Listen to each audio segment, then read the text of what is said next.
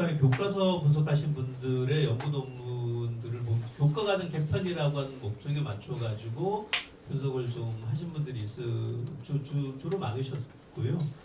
그런 점에서 본다면 북한은 그럼 교과과정 체계에 의해서 이게 교육 체계가 개편되는 것인가? 그렇지는 않고 그 다음에 이제 그 어떤 정권에 의한 변화에 따라서 교육 체계들이 바뀌고 있다라고 봤었고요. 그 바뀌는 과정에서 북한이 바뀔 수 있는 부분하고 바뀔 수 없는 부분들하고 드러나는 이념하고 구체적인 작품, 어떤 작품을 통해서 어떤 방식으로 스며들게 할까에 대한 점에 좀 초점을 맞췄었습니다. 거기서 우리는 북한이 스스로 규정하고 있는 예술이라는 개념하고 우리는 어떻다라고 하는 것을 지향한다는 것이 교과서에 잘 드러날 거라고 생각을 했었고요. 이 규범화라는 것은 저는 좀 큰 거시적인 관점에서 좀 봤습니다. 스스로가 자기 자신들을 어떻게 규정할 것인가에 대한 문제를 봤었기 때문에 근데 막상 들어가 보니까 이게 굉장히 디테일하게 해석해야 될 부분들이 좀 많았었고요. 나중에 가서 이제 법 체계를 뒤집어 봤었어요. 그럼 도대체 얘네들이 교육을 어떻게 개념하고 있는가를 찾아보니까 설명을 좀 드리자면 이제 관련 법 중에서 특색들이 있는 게 교육법부터 시작했는데 교육법이 99년도에 제정이 됐더라고요. 이게 교육법, 그다음 보통교육법이 있고 고등교육법이 있고 교원법이 있고 교육강령 집행법이 있었고 원급교육법이 있었는데 교육강령을 집행하는 법을 이게 왜 법적 체계로 들어갔는가에 대한 고민도 좀 됐었습니다. 근데 내용을 좀 보니까 정해진 교육강령을 바뀔 때는 대단히 엄격하게 심의를 거쳐가지고 하게끔 되어 있었고요. 그래서 일단 이 교육이라고 하는 것 자체가 북한체제가 지향하고 있는 그 틀에서 약간이라도 어떤 변동이라든가 유동성에 대해서 여지를 두고 있지 않다는 것도 좀 확인할 수가 있었고요. 그 다음에 이제 예술교육 개편에서 음악무용은 전 그렇게 생각하고 있습니다. 이게 지면에 상은 문제이기도 했었지만은 그 63쪽에 보시면은 발레무용 기초훈련집이 있었습니다. 이게 학부 남자용하고 학부 여자용이 있었는데요. 이게 발레와 무용에 대한 내용들이 거의 없어가지고 근데 제가 들은 정보로도 북한이 이제 에스메랄다라든가 김정은 시대 때 발레 무용을 창작공을 재공연했던 걸로 알고 있는데 이 부분에 어떻게 이제 무용에 대해서 소개하고 있을까를 좀 찾아봤는데요. 별로 다른 것은 없었고 음악무용종합대학에서 예전에 이제 음악하고 이제 분리됐던 것에서 지금 예술대학으로 학교 개편을 했거든요. 평양예술대학으로 바뀌었고 그러니까 음악무용에서 음악대학이 명지 평양음악종합대학으로 바뀌면서 무용대학을 예술대학으로 개편했던 것처럼 마찬가지로 이런 일련의 과정들이 아닌가라는 좀 생각을 해보게 됐습니다. 여기까지는 추측이고요. 조금 더 자료가 있으면 분석을 해야 될 거라고 생각을 좀 하고 있고요. 교과서 출판 시기는 굉장히 좀 복잡했었습니다. 복잡했었고 제가 이제 뭐 교과 과정을 개편해서 교육책을 통합하는 게 목적이 아니라 교과서에서 어떻게 이게 그 규정되어져 있는가를 좀 살피는 것이었기 때문에 거기까지는 다른 연구 과제가 좀 될 것 같습니다. 예. 그리고 이제 교과서 교수 참고서는 사실은 이제 예술 교과서의 내용을 어떻게 가르쳐야 될까라고 하는 부분들이 잘 교수 참고에 드러나거든요. 예를 들어 미술 같은 경우에는 교사가 읽어야 될 책하고 준비물들이 있었는데 그 교사가 읽어야 할 책하고 준비물에 저작집이 대부분 다 들어가 있었습니다. 저작집 구체적으로 몇 페이지에 들어가서 어떤 내용을 가지고 이 부분을 교육하는 게 들어가 있어가지고 지향점을 확인하는 데 도움이 많이 됐습니다. 네, 혹시 선생님 추가로 질문하실 내용이 있으세요? 네. 그 이번 학기에 제가 그 우리 과가람 박사가 남북 교과서 문학 교과서 비교하면서 이제 논문 지도하는 과정에서 쭉 보니까 2013년에 이제 교과 과정을 12년제로 이제 캠페인하는 과정에서 일률적으로 교재를 다 만드는 게 아니고 우리도 마찬가지죠. 처음 입학해가지고 그전 시스템으로 하는 사람들은 그 과정을 밟아 나가는 거고 교과서는 2013년에 1학년용 만들어가지고 사용하고 그 친구들이 2학년 올라갈 때 적용할 거 또 다시 만들고 이런 식으로 계속 연차적으로 진행되더라고요. 문학 교과서도 보니까 일률적으로 문학을 1학년, 2학년, 3학년용을 다 만드는 게 아니라 2013년에는 1학년용만 만들어 놓으면 돼요. 그리고 이제 2014년에 그 친구들이 2학년 올라갈 거기 때문에 2학년 적용하면 되고 이런 식으로 해가지고 이제 교과서 내용들을 좀 개편하는 것 같고 이렇게 하는데 이제 중요한 부분은 예술이라고 하는 영역으로 묶었다는 부분들이 이제 뭐 김정은 시대 와가지고 변화라고 얘기할 수 있을 것 같고 저도 이제 그 논문 지도하는 과정에서 김정일 시대와 김정은 시대가 명확하게 뭐가 좀 구획이 될까에 대해서 좀 찾아보라고 계속 요구를 했는데 그거는 쉽지 않은 것 같고요. 그러니까 우리가 흔히 이야기할 때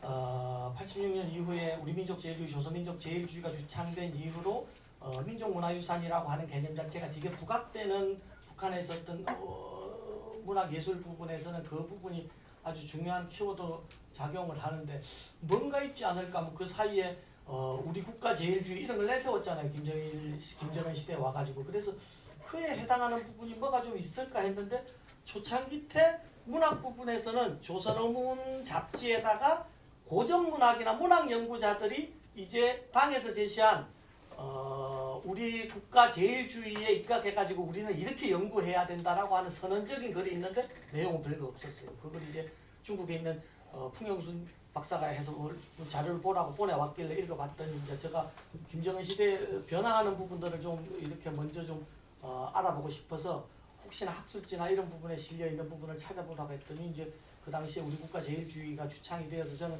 우리 민족 제일주의처럼 뭔가 좀 획기적으로 뭔가 좀 변화가 있으려나 했더니 아직 그만큼은 담보하지 못하는 것 같은 생각들이 조금 들었습니다. 교과서 부분을 이야기할 때. 예, 오늘 세 편의 발표가 있었습니다. 전체적으로 역사 기술 해방 3년사에 대한 이야기가 있었고, 그다음 도 선생님께서 60년대 중국 상황과 한국의 통일 안보 정책에 대한 논의가 있었고, 그다음 이제 전영 선생님께서 역사 예술 교과서를 가지고서 북한의 어떤 주체 문화 규범화에 대한 논의였는데요. 시간이 한 30분 정도 우리가 이제 종합 토론 시간을 갖도록 되어 있습니다. 제가 논의를 진행하면서 별로 청중 선생님들의 어떤 질문을 받고 이러지 않았거든요. 정진환 선생님 논문은 발표와 토론이 너무 진지하고 또 길었고 해가지고 시간이 없었고 하는데 특히 이제 첫 번째와 세 번째 부분이 세 번째 논문이 이제 우리가 좀 고민했던 남북 이제 북한의 교과서에 우리의 역사와 예술을 어떻게 바라보고 있는가에 대한 논의들도 있고 하기 때문에 우리 통일문학 전공하시는 선생님들 대학원 과정생들도 계시고 한데 혹시 뭐 순서 선호 가지지 마시고 누구 발표에 대해서 이러이러한 질문이 있습니다. 아니면 토론자에 대해서도 질문해도 좋습니다. 질문하실 내용 있으시면 전체 오늘 논지를 명확하게 다들 발표를 해주셨기 때문에 무슨 내용인지 다 알고 계시죠. 그러니까 질문하실 내용 토론을 좀 진행해 보면 좋겠습니다. 윤여한 선생님, 네. 저 전영선 선생님께 좀 여쭤보고 싶은 게 있는데요. 이 예술 교과서 안에서 이제 영화에 대한 부분도 이렇게 뒷부분에 이렇게 간략하게 각주 부분에 이렇게 처리해 주셔가지고 각주 57번에 화면 예술인 영화는 움직이는 그림을 비춰서 인간 생활 합법을 얻어내는 예술로서 화면이 기본 형상 수단이다라고 이렇게 각주를 달아주셨는데 이 부분이 이제 교과서 부분에서는 어떻게 드러나는지 그리고 이게 생활 양식하고 그리고 사상적인 측면하고 연결이 되는데 이 영화를 제작하는 데 있어서 그런 부분들이 어떠한 요소로 이제 작용이 되는지에 대해서 설명해 주시면 감사하겠습니다. 예, 뭐 문학 교과서이기도 했었고요. 제가 이 부분을 각주를 달았던 것은 예술이 생활 속에 연결되어 있다는 걸 설명하기 위해서 다른 부분들이라서요. 따로 좀 말씀을 드리자면 이제 북한 영화는 아시겠지만 없는 게 몇 가지가 있습니다. 그게 오히려 설명 좀 빠를 것 같아요. 우선 또 판타지 장르가 없고요. 또 호러물이 없죠. 공포라든가 그 다음에 귀신 영화가 없습니다. 로봇이 등장하는 경우도 없고요. 그 다음에 모든 일들은 생활 속에 일어날 수 있거나 겪을 수 있는 일들을 다 영화에 갖고 오죠. 그건 이제 영화만의 문제가 아니라 문학도 그렇고 다 이 예술에서 기본적으로 표현해야 될 수 있는 생활 토대가 생활이라고 하는 점으로 설명드릴 수가 있을 것 같습니다. 그러다 보니까 그 생활 속에 살아가는 인간이 어떤 마음을 가지고 있는가를 그리는 것이 원칙이고요. 그 원칙에서 또 하나 중요한 것은 논리적 흐름과 구조는 아니고요. 그 감성 체계, 감정 조직이라고 하는 것에 작동되어서 행동하고 있는 모습들을 좀 그리고 있는 것이고 교과서에서는 그 부분들은 아마 예술대학 영국 영화대학에서 나오는 교재지에는 그런 내용이 나오지 않을까 아니면은 소위 말하는 그 영화예술론에서 언급되어진 부분들이라고 좀 할 수가 있고 교과서 분석하면 전반적으로 느낀 게 뭐냐면 주체 예술의 실기를 덧붙인 학생 버전이라는 생각이 좀 들었었습니다. 그 이상도 그 이하도 아니었다라는 생각이 좀 들었었습니다. 네, 답변이 충분히 됐나요? 실제로 북한 자료센터에 가보면 여러 자료들이 많이 있지만서도 북한에서 영화 자료, 시나리오나 이런 부분들을 출판해가지고 잡지나 아니면 책으로 많이 나와 있기 때문에 북한 자료센터를 한번 가가지고 자료를 좀 섭렵하고 자료를 찾아보는 게 우리 윤주환 선생이 북한 영화를 가지고서 좀 논문을 준비하고 있는 것 같아서 말씀을 드리면서 또 선생님들 다른 내용들 저희도 이제 4월 28일에 학술대회를 준비하고 있는데 저희 이제 문학사를 해야 되지 않습니까? 문학 교과서를 갖고 해야 되는데 저희가 이제 계속 문학사 북한 문학사 부분을 가지고서 기존 세미나도 좀 해왔고 읽어 나가면서 했었는데 우리 정진호 선생님 발표하실 때도 우리 이시철 선생님께서 이제 계속 그래서 좀 관심이 되게 많았었는데 이제 북한의 교과서나 아니면 학문책이 우리가 지금 지성사를 하고 있는데 이걸 이야기할 때 이제 북한 이거죠. 수업 시간도 얘기했는데 남한은 대통령에 따라서 정권이 바뀌면 이렇다 해가지고 지금 막 아주 1년 사이에 건물개를 타고서 이렇게 지금 진행되고 있는데 북은 그러고 같지 않는데 자꾸 이렇게 생각을 하는데 그렇지는 않더라도 우리가 이제 58년 기점으로 저까지 그 논쟁 자체가 끝이 났다라고 이야기하고 60년대 전반적으로 이제 주체사상이 만들어가는데 67년에 5.25 교시라고 하는 게 저는 문학 부분에서는 특히나 창작이나 문학사 서술에서는 되게 중요한 부분이 59년에 조선사회과학원에서 그때는 조선사회과학원이 아니고 과학원 산하의 언어문학연구소에서 만들어진 조선문학통사 그게 이제 상은 고전문학이고 하는 현대문학이라는 개념으로 만들어졌는데 그게 이제 소위 말해서 막스 레닌주의가 돼갖고 사회주의 리얼리즘 시각을 가지고서 분석한 거라서 그나마 그게 우리하고 가장 한국의 남쪽의 문학사와 소통하는 것 같고 60년대는 전혀 이제 문학사 서술 자체가 없었고 67년에 이제 5.25 교시 이후에 우리가 흔히 이야기하는 북한에서 그 많은 책들이 그 고전문학 58년 59년에 만들어졌던 고전문학 전집들 번역 전집들 전체 다 소각된 거거든요. 오히려 그래서 그 자료를 못 찾으니까 동유럽으로 나가더라고요. 그 당시에 동유럽에는 그 책을 찍어가지고 북한이 잘 나갈 때니까 다 보내줬다는 거죠. 그 동유럽 대학 도서관에 북한에는 없는 자료들이 훨씬 더 많이 있을 수 있다라고 해서 동유럽 대학 도서관을 부른 경우들도 있고 이렇게 하는데 이제 67년 5.25 교시 이후에 그렇게 다들 책들을 불사르고 이렇게 하는 과정 속에서 하고 이제 결국은 이제 문학 부분에서는 77년에 우리는 이제 유일 체제에 맞추어서 주체 사상을 올바르게 정립했다 해가지고 이제 북한에서 조선문학사 전체 5권이 만들어지거든요. 그러니까 이제 그때부터 문학에서는 되게 중요한 게 한자 다 빼내고 그러니까 우리가 이야기하는 수성지 이런 임재의 작품을 갖고 이야기하면 한글로 풀어서 실험에 쌓인 성 이런 식으로 제목들도 다 바꾸고 한자식의 표현들도 다 한글로 바꾸고 그렇게 77년에 아주 전면적인 그게 저는 이제 문학 부분에서 그런 것 같은데 그게 전반적으로 지금 전 선생님께서 말씀하신 예술 부분도 좀 적용될 거라는 생각이 들거든요.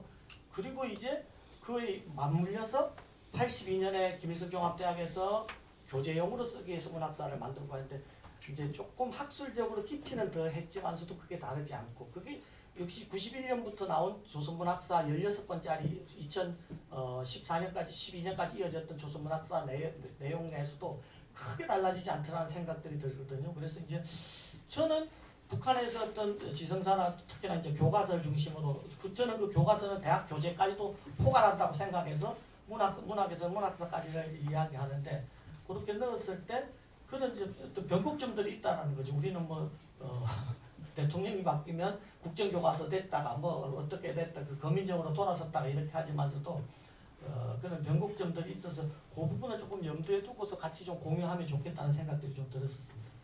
제가 말이 길었고 또 세부 발표 지금 역사 부분하고 예술 부분이기 때문에 관심 있으시면 김지연 선생님 혹시 질문하실 내용 있으면 없나요? 우리 정진아 선생님 발표 아주 재밌었는데 이제 그 해방 3년 그 시기에 있었던 부분들을 남과북이 어떻게 바라보는가 뒤에 우리는 제가 태영호 씨 이야기를 잠깐 언급했지만서도 저도 그 당시에 적용됐던 교과 과정에 맞추어서 국사를 배우고 이렇게 해왔지 않습니까? 그리고 대학 와가지고 대자보부터 뭐 깜짝 놀라고 이랬던 경험이 있었던 것처럼 뭐 태영호는 북한에서 배운 대로 이야기했겠죠. 그런데 그러면 그 북한에 써먹을 일이지 남한에 와서 그걸 자꾸 써먹으니까 우리 저기 박 의원님 말씀하시고 전 선생님 말씀하시고 그 아까 최승경 선생님이 논평한 내용이 저는 굉장히 중요한 문제라고 생각하거든요. 그 논의가 안 되고 넘어가서 근데 이제 사실 중국이 핵을 개발하면서 중국의 힘이 국제적인 힘을 가지게 되었는가 이거에 대해서는 굉장히 좀 저는 너무 이렇게 일면적이지 않나. 핵을 개발했다는 걸로 일단 중국 동아시아에서의 냉전의 시작은 사실 한국전쟁 되면서 미국이 이미 샌프란시스코 강화조약을 51년을 맺었고 그것이 겨냥하는 게 중국을 유시로 한 분단 체제에서의 냉전 구축 그러니까 일본을 끌어들인 거죠. 그러면 55년, 56년 한일 회담 이것도 다시 일본을 한국을 연결시켜서 삼각동맹을 만드는 거잖아요. 근데 그러니까 과연 중국에 대한 미국의 이런 전략이 핵을 개발해서 나온 것이냐. 그래서 저는 되게 다면적으로 봐야 된다고 생각하거든요. 특히 이제 그 중에 하나가 냉전 하에서 제3세계 국가들이 했던 역동적 역할이에요. 특히 비동맹회의. 근데 이제 비동맹회의에 대한 변수가 없이 이 얘기를 할 수가 있는가. 근데 이제 54년에 인도의 네루하고 중국의 주얼레가 만나서 이 민족 자결의 그런 원칙들을 이제 내세우면서 사실 그게 나중에 비동맹회의의 기본이 토대가 되고 그래서 55년에 반둥회의가 있었고 그 다음에 56년에 반둥회의가 있어요. 그리고 56년쯤에 당연히 동유럽에서도 헝가리, 프라하 이런 데서 소련 침공이 있었거든요. 동독 민주화 운동이 있었고 거기에 대한 그렇기 때문에 6.5가 61년에 다시 비동맹회의에 6.5에서 그게 열리거든요. 61년. 그러니까 이런 전반적인 과정에서의 그 비동맹 회의하고 관계된 국제적인 중국 자체의 외교 노선 이런 문제들이 있는데 이걸 다 빼고 그냥 이걸 그냥 중국이 핵을 개발해서 그렇게 했다 이거 좀 저는 좀 너무 단순하지 않나 이거 그리고 너무 이제 뭐라 그럴까 이게 핵무기에 집중돼 있다 이런 느낌이 저는 되게 많이 들고요. 그리고 좀 그 이후에 닉슨 독트린까지 이걸 연결시키는 거는 저는 좀 더 이상한 것 같아요. 왜냐하면 닉슨 독트린이 나오는 핵심적인 이유는 베트남 전쟁에서 미국이 졌기 때문이에요. 그러니까 미국이 베트남 전쟁에서 패전하면서 그 다음에 외교 노선 바꾸거든요.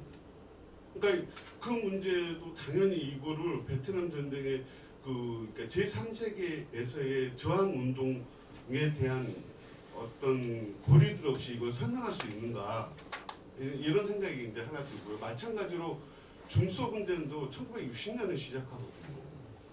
저 후르시초프가 이제 스탈린 비판하면서 그러니까 사실 64년에 핵을 개발한 것을 가지고 중소분전의 핵심 요인으로 진짜 넣을 수 있는지 좀 그렇고요. 그러니까 당시에 한국의 정치인들이 중국의 핵을 가지고 그걸 가장스럽게 정치적 제스처를 한 걸 가지고 아 핵이 중국의 위상을 높였다 이렇게 말할 수 있는 문제는 아닌 것 같아요. 그러니까 정치인들 그냥 그건 레토릭이고 실제로 그러면 중국의 힘이 커지고 있었던 건 뭐냐. 그다음에 사실 중국하고 미국하고 대탕트 할 때 걔들이 합의 본 내용이 하나의 중국 원칙이잖아요. 그래서 사실은 대만은 버려지는 거고 그러니까 두 개의 중국으로 간 게 아니거든요. 근데 이제 그런 문제들을 좀 고려해서 좀 봐야 되지 않나. 그리고 이제 저는 사실 뭐 아까 이제 북한 아세안 아연 얘기 나왔잖아요. 근데 이런 논문도 되게 많거든요. 그 아연이 미국의 냉전 시스템 하에서 한국의 그런 냉전적이고 분단적인 지식인들을 만드는 방식으로 그게 작동했었고 그래서 사실 그 자유주의적인 그런 것 속에서 그게 만들어진 건데 그거를 미국의 대한반도 미국화 전략에 대한 얘기는 없이 그냥 그 성과라고 말할 수 있는지. 그 다음에 73년에 박정희가 발표한 거 그거 72년에 남북 그때 7.4 남북 공동성명 발표하고 나서 그 다음에 박정희가 한 거거든요. 8월 3일인가 뭐 그때. 그러니까 그것도 사실은 북에서는 엄청나게 반발을 했었고 그 어쨌든 두 개의 한국 전체, 두 개의 한반도 정책을 얘기를 한 거죠. 그때 이제 동시 가입을 얘기를 했으니까. 근데 그것도 그러면 7.4 남북 공동성명의 발표.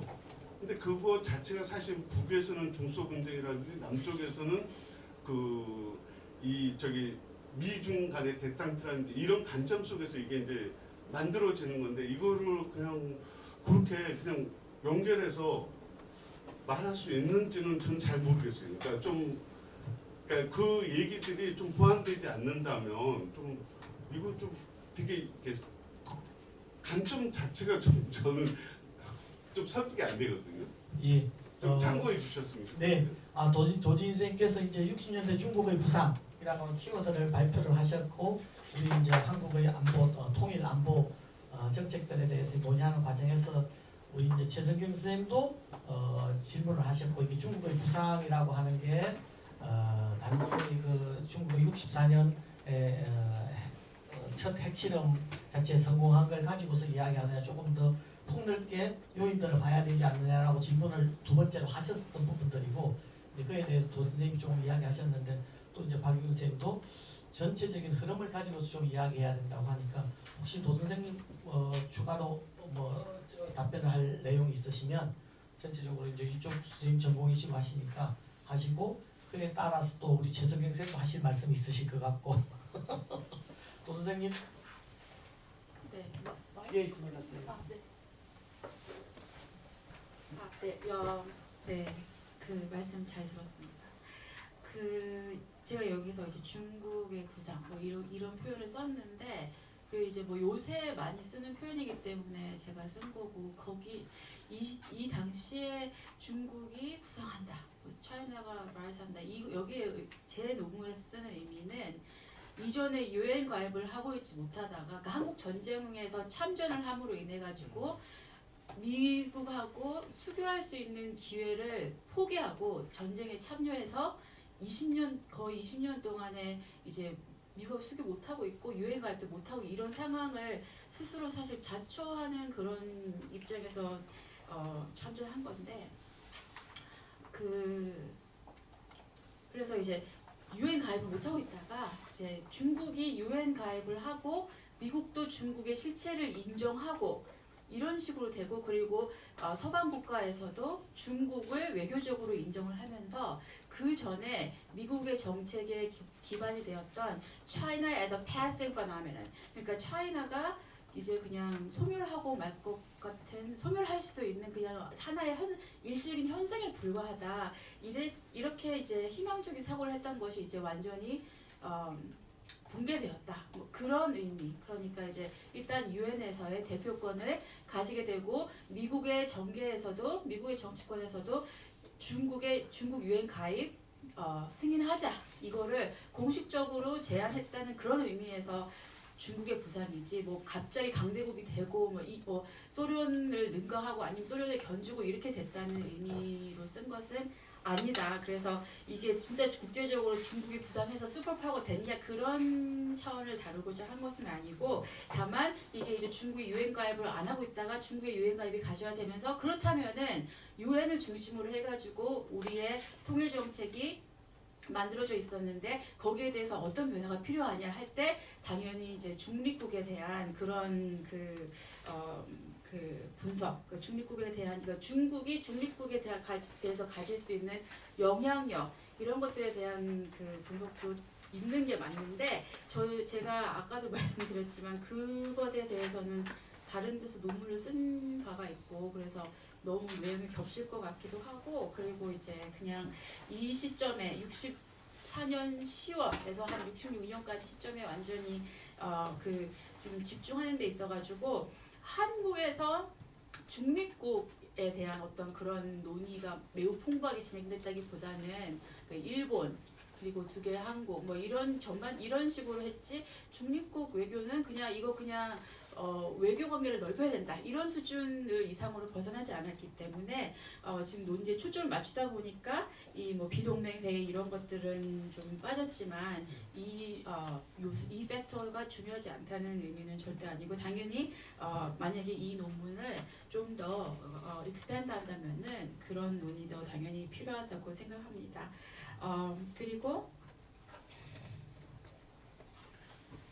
이제 중국의 핵 개발은 이게 중소 분쟁에서의 굉장히 큰 쟁점이 되었던 것은 중소 분쟁이 뭐 60년부터라고 하지만 중국에서 소련에서 중국의 핵무기 프로그램을 처음에는 지원하다가 나중에는 기술자를 58년대에서 빼고 이런 상황에서 60년대부터 시작한다고 하지만은 겉으로 드러나지 않는 수준에서도 그 분쟁은 이미 56년부터 시작됐다고 봐야 되고 그때 나왔던 평화공존론이라던가 그 다음에 탈스탈린화 이런 거에 대해서 그런 거에 대해서 이론적으로 중국에서 소련에 대해서 비판하고 도전을 하다 보니까 생긴 것이 나중에 60년이 돼가지고 그 겉으로 드러나기 시작했다. 수면 위로 드러났다. 이렇게 보는 것이고 이 핵무기 개발에 대한 그 소련의 그 불만 그리고 그것이 이런 핵무기 개발해가지고 나중에 소련에 대해서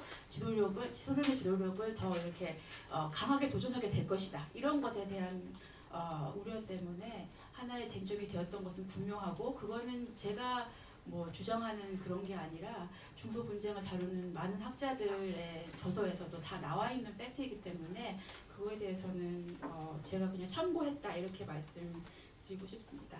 네. 혹시 최성균 선생님? 최성균 선생님이 처음에 오늘 띄우셨으니까 이제 또 토론자 직분으로서 말씀을 하시다 보니까 추가로 뭐 말씀하실 내용 있으시면 잠깐. 도진 선생님이 중국의 부산이랑 핵실험에 초점을 맞추다 보니까 이제 비동맹 외교라던가 북한의 자주성 선언 이런 부분 좀 생략된 부분이 있는데 이건 지금 도진 선생님 다른 논문에 잘 설명이 되어 있습니다. 그 60년대 한국의 독립국 및 공산권 정책 수정에 다 논의 논문을 읽으시면 이제 그런 내용들 다 두루두루 잘 다뤄져 있어서 도움이 되시지 않을까 생각합니다. 네, 고맙습니다. 예, 또 우리 정진아 선생님 또 이제 방금 우리 이시철 선생님하고 논의거리가 많은데 일찍 가셨어요. 그래서 이제 정진아 선생님이 또 하고 싶은 이야기 있으실 것 같아요. 지금 뭐 이렇게 뭐 이신철 선생님 가시는데 잠깐 얘기를 조금 더 한 부분도 있었는데요.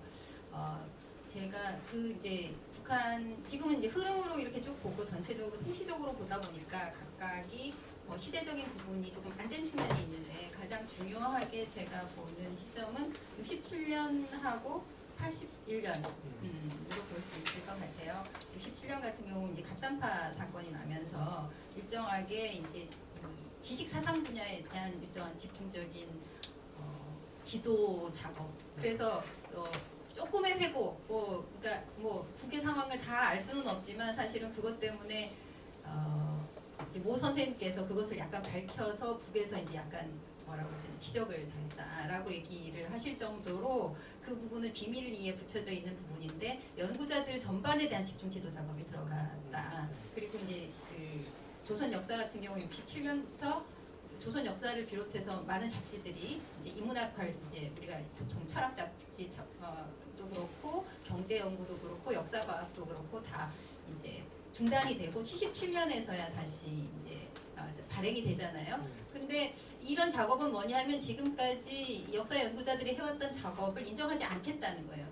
당과 조선노동당과 김일성이 보기에는 역사 연구자들이 하는 작업이 못마땅하다라고 하는 거죠. 그래서 몇 번의 기회를 주고 몇 번 당성의 요구, 그다음에 주체성의 요구 이런 것들을 강조했음에도 불구하고 당 역사연구소가 요구하는 수준에 미치지 못했기 때문에 그것을 당 역사연구소가 처음부터 그렇게 기획했는지는 잘 모르겠어요. 근데 1900 시점은 강성원 선생님에 의하면 정확하게 표현되어 있지는 않고 1960년대 후반에서 70년대 초반으로 이제 언급되고 있는데 그때 그 역사 해석의 권한을 당 역사연구소가 다 가져가겠다고 생각을 하는 거죠. 그래서 혁명 역사로 교과서를 발행을 하고 조선 역사하고 분리하면서 1919년 정도까지는 역사연구자들한테 맡겨두지만 1926년부터 현대사의 역사는 당 역사연구소가 주도해서 서술하겠다라고 하고 그것을 가지고 제2세대, 3세대들도 교육하겠다라고 하는 어떤 결정을 내리고 그것에 대한 작업을 70년대 내내 해서 원래는 70년대 후반에 조선전사가 정리가 되려고 했었는데 문학사도 70년대 후반에 되잖아요. 근데 역사연구가 그게 쉽지가 않았던지 81년 정도에 좀 마무리되면서 조선전사가 나오는데 그게 이제 하나의 획기가 될 것 같다는 생각이 획기가 된다는 생각이 들고요. 지금 오늘 토론을 들으면서 제가 좀 생각지 못했던 부분은 저는 이제 그런 조선 전사가 하나의 약간 축약본이고 총정리의 판이기 때문에 저는 1990년대 이후의 어떤 변화라고 하는 것도 그냥 그 연장선상에 있는 것이 아닌가 그것의 일종의 변주가 아닌가 이렇게 생각을 했다면 이신열 선생님 같은 경우는 좀 다르게 보고 계시는 것 같아요. 우리가 조금 더 세밀하게 봐야 된다. 왜냐하면 1990년대 이후에 사회주의권의 몰락과 세계화라고 하는 그 추세에 북한도 눈을 돌릴 수밖에 없다. 그리고 그것에 따라서 이제 북한의 김일성 전집도 보면 묘하게 개작이 되고 묘하게 편집이 계속되고 있거든요. 그래서 우리가 그것을 그냥 이렇게 쭉 흘려보다 보면 내용적인 차이가 그렇게 없어 보이지만 사실은 부분별로 어떤 중요한 단어, 키포인트에 변화가 있다라고 하는 점을 좀 예의주시하면서 탈냉전 이후 세계화에 맞추어서 북한의 교과서들이 어떻게 변하고 있는지 특히 이제 90년대 이후에 교과서들이 쭉 들어와 있잖아요. 그래서 그런 것들을 조금 예의주시하는 가운데서 북한이 지향하는 바와 그 특징을 포착해내는 것이 저희의 과제라는 생각이 듭니다.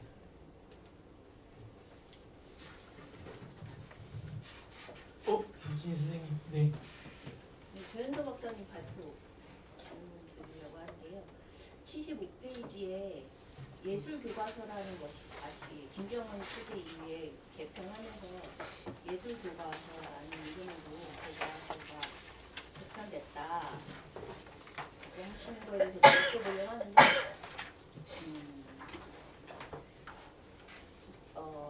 북한이 이렇게 발전, 변화 이렇게 추적을 해보면 그 문화예술 쪽으로만 이제 추적을 해보면 예술이라는 단어를 약간 기피하는 경향이라게 약간 포착이 된다고 저는 생각하고 있는데 왜냐하면 예술이라는 단어를 쓰는 순간 예술이 무엇이다라는 거에 대해서 정의를 내려야 되는데 너무 거대한 어떤 전 세계에서 사용하는 어떤 예술이라는 거에 대한 확고하게 되어 있는 어떤 개념이 있기 때문에 북한이 섣불리 예술은 주체 시대에서조차도 주체 예술은 이것이다라고 얘기하지 예술은 이런 것이야 라고 정의하는 거는 잘 이렇게 안 보였거든요.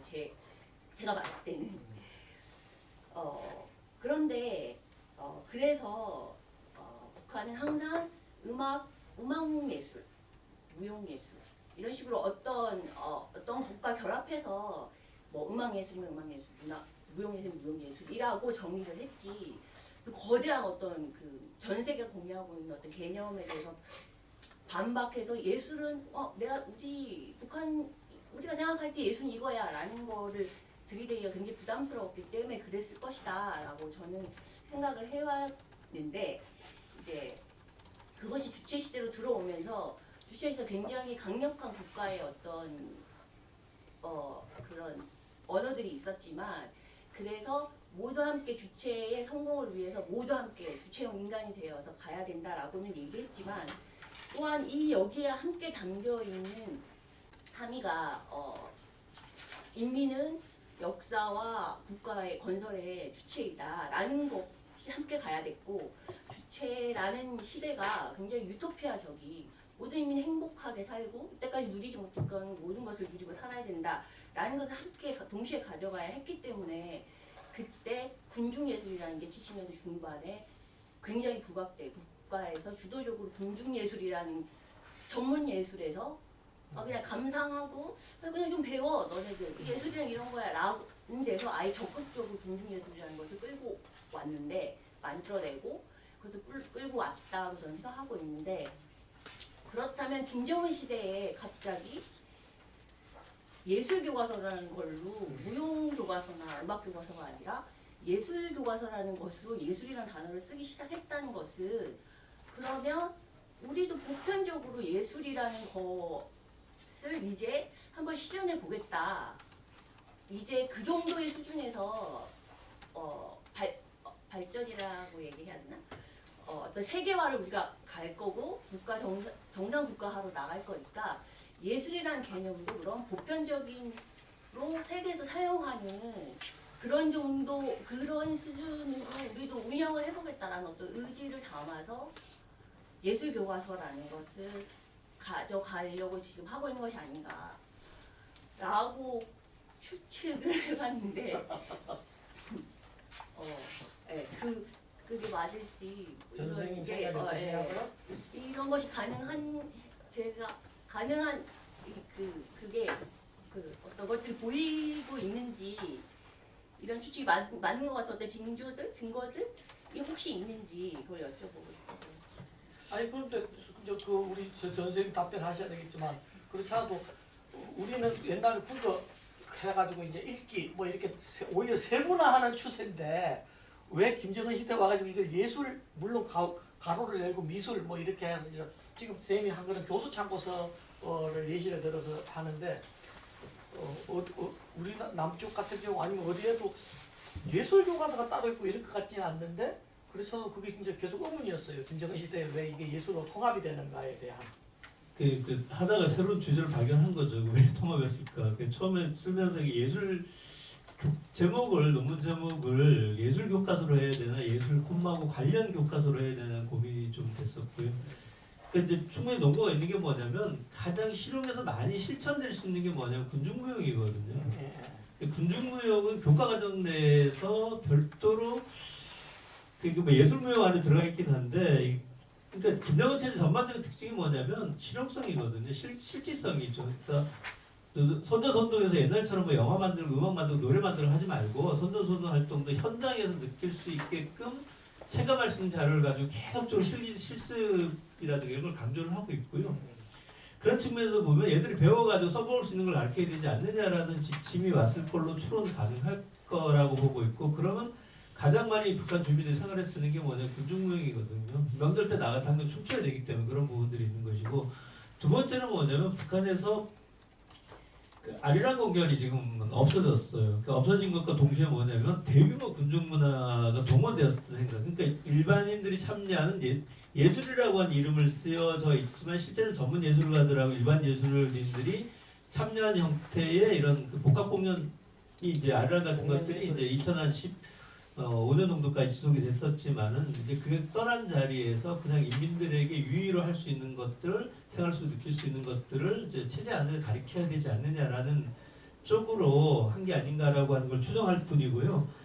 그 서론에 보시면은 81쪽에 나와서 그 창작 개편 목적, 예술교육 목적에 대해서 뭐라고 얘기했냐면 기초지식을 쌓아두고 그 다음에 실천 실기 능력을 체계적으로 습득한다라고 얘기하는 부분들이 있어가지고 말씀드렸듯이 이제 그림을 배워서 어디다 써먹을 거냐. 구체적으로 애들이 현장에 나가고 벽보 그려야 되지 않냐 그런 예시들을 좀 해야 되고 무용부에서 뭐 할 거냐라는 걸 실용적인 측면에 강조했던 그 지도자의 어떤 제한성이 좀 적용된 게 아닌가 현재까지는 좀 그렇고요. 교과서 예술을 조금 더 봐야 될 부분들입니다. 이게 저도 이걸 예상하지 못하고 시작을 했었던 부분이라 현재까지 여기까지밖에 말씀드릴 수 없습니다. 81쪽 그림에 선생님 하셨는데 원래 학생들에게 지급되는 교과서는 책 제목이 그냥 예술 그리고 그 목차가 제1편이 음악무용 제2편이 미술 이렇게 돼 있네요. 그리고 예, 이제 음악무용 밑에 보면 이제 저 청년 군중무용이 들어가 있고요. 군중무용 보면 이제 댄스 동작 교습서처럼 동작 하나 발동작하고 세 박자에 박자 치고 동작 이렇게 하라는 게 상세히 들어가 있습니다. 고민해볼 부분입니다.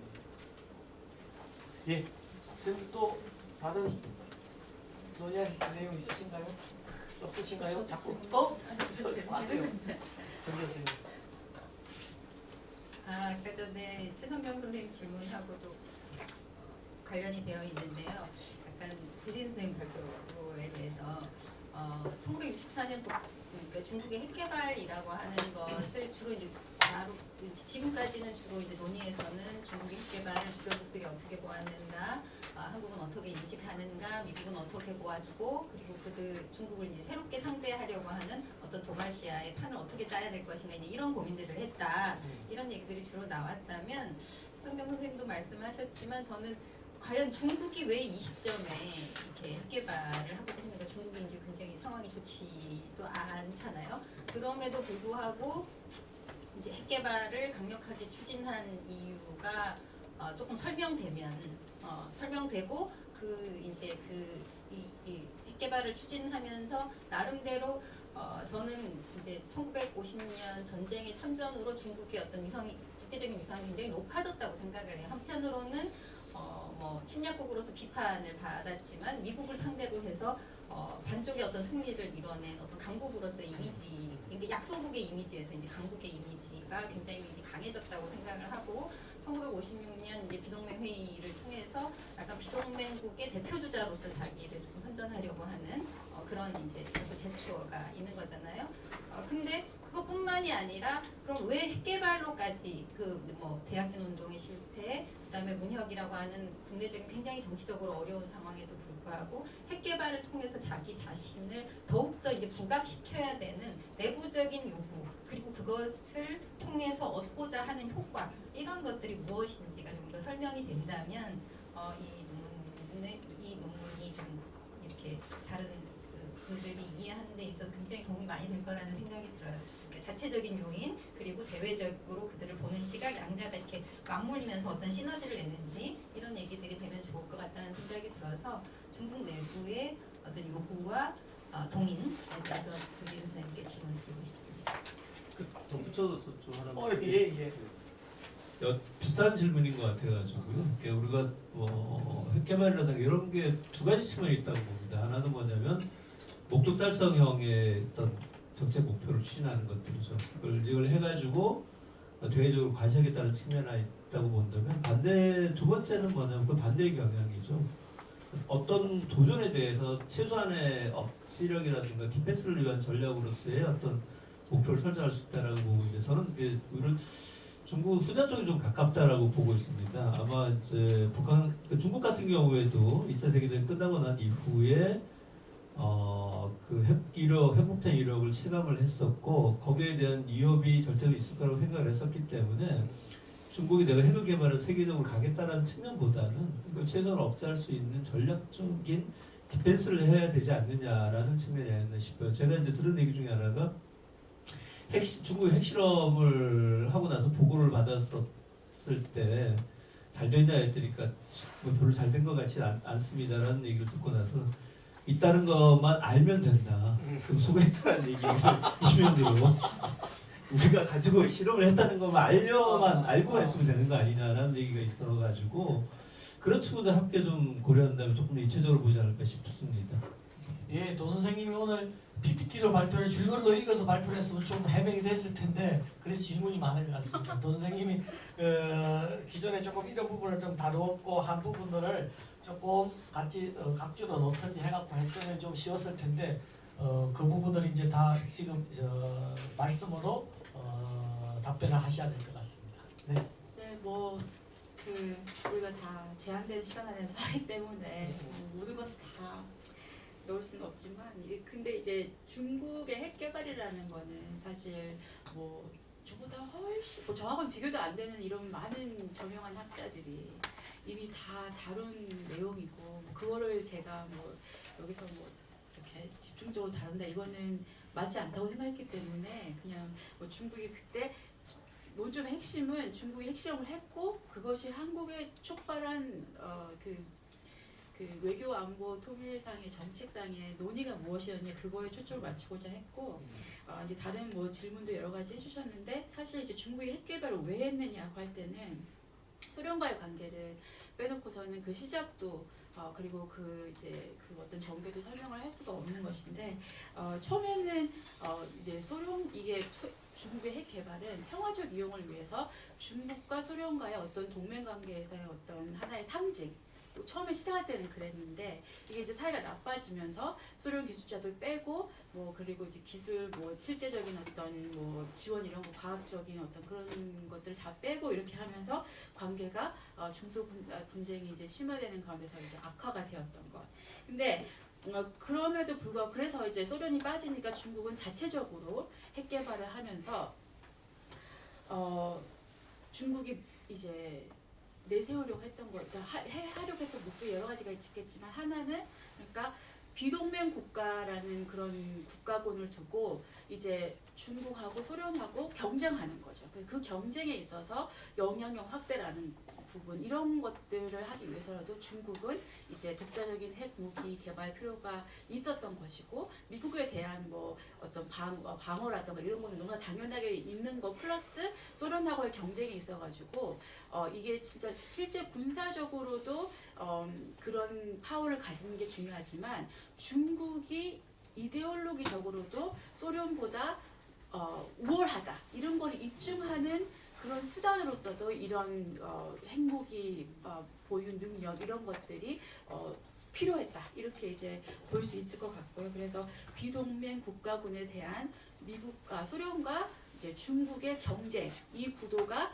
50년대 중반부터 이렇게 형성이 되는 가운데 이제 소련이 그 어떤 핵무기 개발에서 후퇴하면서 그러니까 철수하면서 중국이 이제 독자적으로 이 프로그램 개발에 나아갔을 때 그 동의는 이 비동맹 국가에 대한 영향의 확대 그리고 북한처럼 이렇게 애매하게 하고 있는 그런 중소 분쟁에서 어떤 입장을 애매하게 하고 있는 국가에 대해서 또 이제 그 어떤 영향력을 발휘하기 위한 그런 방법 이런 것들이 있었을 것 같고 그 내부적으로는 또 당연히 대약진 운동 이것이 실패하고 그리고 다시 그 어떤 혁명적인 기운을 내부적으로도 불러일으키고 또 이렇게 좀 다시 스파크하기 위해서 그렇게 하기 위해서도 이게 필요했고 그리고 이제 또 근데 더 중요한 거는 내부적인 그런 것도 사실 너무 중요하지만 이때 시점 64년 10월달이라는 이 시점은 모택동하고 후르츠초프의 어떤 갈등 관계가 정말 이제 극에 달했던 그런 시점으로서 이 핵실험이 일어났을 때 이것이 마치 후르츠초프의 노선보다도 모택동의 노선이 더 옳은 것처럼 과시할 수 있는 그런 하나의 또 상징이었기 때문에 이 핵실험이 시작된 것과 그 이제 프로그램이 시작된 거하고 핵실험 실제 일어난 한 10년 사이에 이제 그 기간을 볼 수 있는데 그거를 소련과의 관계에서 생각을 해볼 수밖에 없다 이렇게 말씀드릴 수 있겠고 그리고 정말 미국하고 또 한국 같은 이런 나라들이 봤을 때도 중국이 이거를 소련의 도움을 받지 않고 독자적으로 했다는 거. 그러니까 이게 기술적으로 군사적으로는 그렇게 큰 어떤 위협이 되는 건 아직 아니지만 중국이 이거를 소련의 도움을 받지 않고 독자적으로 했다는 그 의미가 갖는 그것이 갖는 영향력, 중립국에 대해서 갖는 영향력, 그리고 북한에 대해서 갖는 영향력, 그리고 소련에 대해서 갖는 어떤 중국이 더 이제 소련에 도전할 수 있는 그런 역량, 이런 것들에 대한 우려. 그래서 독자적으로 핵개발을 했기 때문에 이제 앞으로 중국이 어떤 그 부상할 잠재력, 이런 영향력, 이런 것들을 우려했던 것이지, 군사적으로 실제 이것이 당장 그때 뭐 폭발력이 엄청나고 뭐 이렇게 해서 우려를 했던 건 아니고, 그거는 이제 이게 군사적으로는 그렇게 큰 위협은 아직 아니다라는 판단은 한미가 같이 하고 있었던 것으로 그렇게 볼 수 있습니다. 네. 또 선생님 오늘 질문이 많았고 또 답변하면서 발표 시간에 못했던 말씀 다 하신 것 같습니다. 예. 어떤 또 추가로 하실 말씀은 또 뒷자리가 있으니까 가서 말씀하시면 될 것 같고요. 정해진 시간 5시간 넘었습니다. 오늘 세 분의 발표, 세 분의 토론 아주 재미있고 또 진지하게 이루어진 것 같습니다. 또 마지막 종합 토론 시간에 서로 좀 시간 때문에 모자랐던 부분들을 채워 나갈 수 있어서 아주 바람직한 방향인 것 같습니다. 우리 단장님께서 외부 회의가 있어서 회 말씀을 못 하셨어요. 이제 학회를 마무리하면서 단장님 말씀 챙겨드리겠습니다. 네, 박수 한번 주십시오. 늦어서 너무 죄송하고요. 네, 말씀하신 것처럼 앞에 일정이 그렇지 않게 늦어져서 우리 식구들 행사에 늦었습니다. 대단히 죄송하고, 오랜만에 또 이미화 선생 만나서 좋습니다. 중국 잘 있죠? 반갑고요. 오늘 온종일 발표를 준비하느라고 우리 정진아 교수, 조진 교수님, 저는 수고 많이 하셨습니다. 특별히 우리 이신철 먼저 자리 뜨셨는데 최성경 선생님 하시면서 고맙습니다. 선생님 또 김종 교수님 고생 많으셨습니다. 그 사견 겸 또 우리 연구단 함께하는 식구 한 사람 겸해서 말씀드리면 우리 좀 비교한다라는 거는 뭐 여러 학문 분야에서 참 이게 리스크를 안고 하는 거라고 늘 생각을 합니다. 비교할 때 그 방법이 어떤 방법일까 대단히 중요할 것 같고, 그것이 분석적 방법이 되었던 실증적 방법이 되었던 여러 가지 또 거시 혹은 미시적 방법이 되었던 중요한 이제 방법이 화두가 될 텐데, 여간 우리가 이제 그 HK 플러스 이용에서 이번이 4년차를 마무리하는 그런 심포고 50회 심포가 되었고, 중요한 거는 우리가 특히 국제 심포보다도 국내 심포는 우리 아시는 것처럼 연구단 내에 세계 팀별로 우리가 지향하고자 하는 4년차의 주제에 맞춰서 팀별로 이제 발표를 하고 있는 중이고요. 그것은 아마도 심포지움을 통해서 다시 우리가 어떤 연구 방법론을 통해서 도대체 어딜 지향해야 될까라고 하는 것을 우리 스스로가 이제 되짚어보고 점검하는 자리라고 저는 생각을 하고 있습니다. 그래서 너무나 애를 쓰였습니다. 다만 혹여 우리가 각자 우리 교수님들의 뛰어난 개인 연구 역량에 맞춰서 논문을 발표를 이제 혹시 파편적으로 하시는 느낌이 없지 않나, 이런 게 좀 우려가 되고요. 가급적 도와줬으면 좋겠다 이런 생각이 들고, 앞에 사장팀도 마찬가지였고 우리 뒤에 4월 달에 우리 정사팀도 마찬가지일 텐데, 여간 큰 타이틀로 우리 연구단이 지향하는 주제, 그리고 팀별로 또 거기에 맞춰서 팀별의 연구 성격과 방법론에 맞춰서 좀 가급적 집중성 있게 이런 걸 해나가야 되지 않겠는가, 그런 생각이 듭니다. 그래서 이제 세미나도 이제 같이 늘 팀별로 열심히들 다 애써 주시고 있는데, 과연 이게 소위 메타적 성격만 끝나면 안 되겠다. 그러니까 남북을 비교하는데 비교의 그 과정도 중요하지만 그래서 우리가 뭘 어떻게 하겠다는 거냐.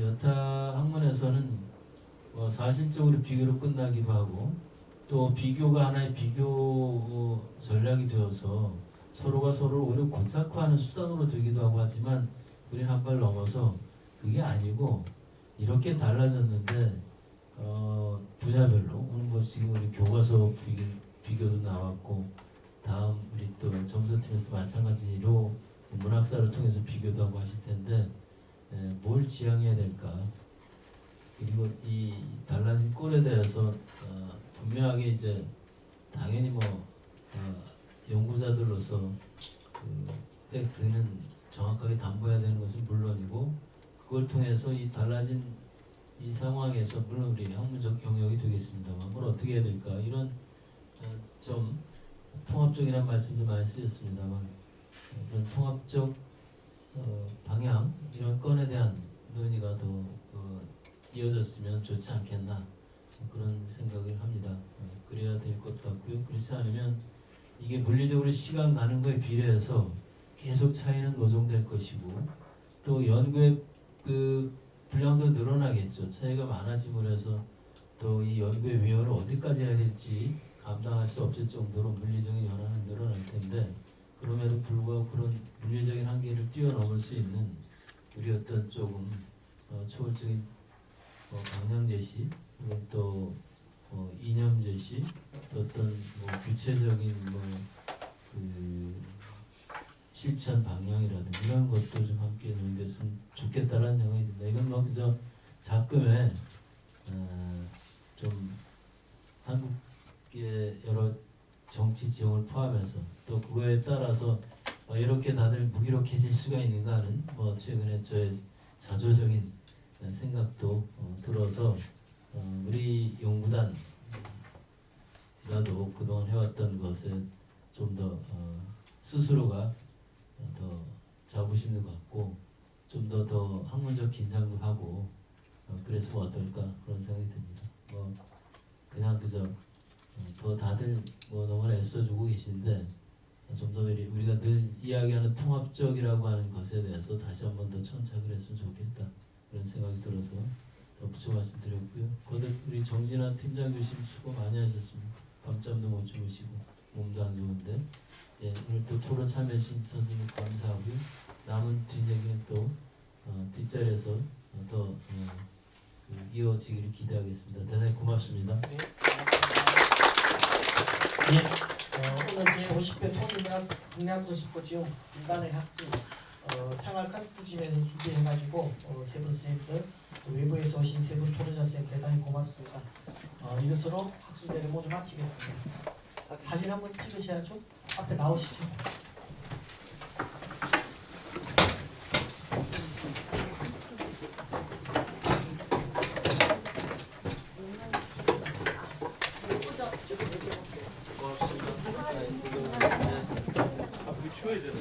최선이 요하나 이거 준비해야 되니까 저희 안